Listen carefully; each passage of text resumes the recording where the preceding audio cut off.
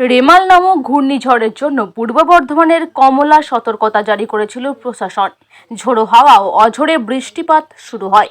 প্রাকৃতিক দুর্যোগে বিশাল আকৃতির একটি পলাশ গাছ উপড়ে পড়ে কাটোয়ার পানুহাট এলাকায়। শ্যামল মজুমদারের বাড়ির বহু পূর্বেই পলাশ গাছটি রোপণ করা ছিল। রেমাল ঝড়ে তাণ্ডবে গাছটি উপড়ে পড়ার খবর পাওয়া মাত্রই সেখানে ছুটে যায় গাছ গ্রুপের সদস্যরা। গাছ গ্রুপ এবং এলাকার মানুষের সহযোগিতায় সেই পলাশ গাছটি নিয়ে আসা হয় কাটোয়ার মাধায় তলায়। অবশেষে গাছটিকে কাটোয়ার মাধায়তলা এলাকায় রোপণ করা হয়। উপস্থিত ছিলেন গাছ গ্রুপের অন্যতম সদস্য তথা মাঝিগ্রাম হাই স্কুলের প্রধান শিক্ষক সুব্রত সাহা, সদস্য সন্তোষ মণ্ডল, শ্যামল দেবনাথ সহ এলাকাবাসীরা। গাছটির নামকরণ করা হয়েছে রেমাল পলাশ। প্রাকৃতিক দুর্যোগের মধ্যে উপড়ে পড়া গাছটিকে পুনরায় মাটিতে রোপণ করে এলাকায় নজির সৃষ্টি করল গাছ গ্রুপের সদস্যরা। গাছ গ্রুপের এইরকম উদ্যোগকে সাধুবাদ জানিয়েছে সকলে।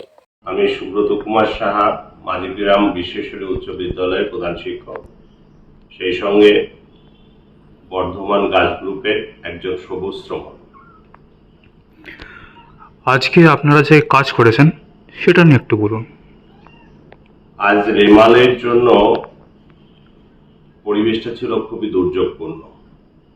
আমাদের গাছ মাস্টার অরূপ চৌধুরী মহাশয় আমাকে ফোনে বলেন যে পানুহাট অঞ্চলে শ্যামল মজুমদারের বাড়িতে একটা বড় পূর্ণাঙ্গ একটা পলাশ গাছ উল্টে পড়ে গেছে। আমি এই খবর শোনা মাত্র ঘটনাস্থলে ছুটে যাই এবং সেটা লক্ষ্য করি। তৎক্ষণাৎ আমরা সিদ্ধান্ত নিই যে গাছটাকে উপযুক্ত পরিবেশে আমরা প্রতিস্থাপন করব। আমি কাটোয়া গাছ গ্রুপের শ্রমণাদেরকে খবর পাঠাই এবং আমরা গাছটাকে কাটোয়া মাধাইতলার আগে যে কমিউনিটি সেন্টার আছে তার পাশে উপযুক্তভাবে গাছটাকে রোপণ করি। ঠিক আছে, আপনার এই উদ্যোগের মাধ্যমে আপনি সমাজকে কি বার্তা দিতে চান? আমরা সারা বছরই এই বৃক্ষরোপণ অভিযানের সঙ্গে সামিল থাকি। আমাদের এই নিরলস এই অভিযানের একটাই উদ্দেশ্য যে আমাদের পরিবেশটা আরো নির্মল হয়ে উঠুক।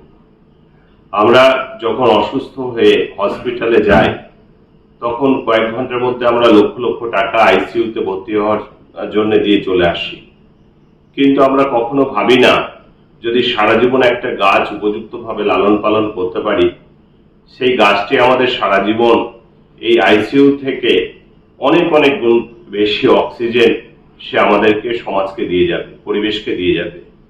তাই প্রত্যেকেই যদি আমরা সবুজায়নের দিকে মন দিই তাহলে আমাদের এই পৃথিবীর যে বিশ্ব উষ্ণায়নের যে সমস্যা এর সঙ্গে আমরা সামগ্রিকভাবে লড়াই করতে পারবো এবং আমাদের পরিবেশ নির্মল হবে।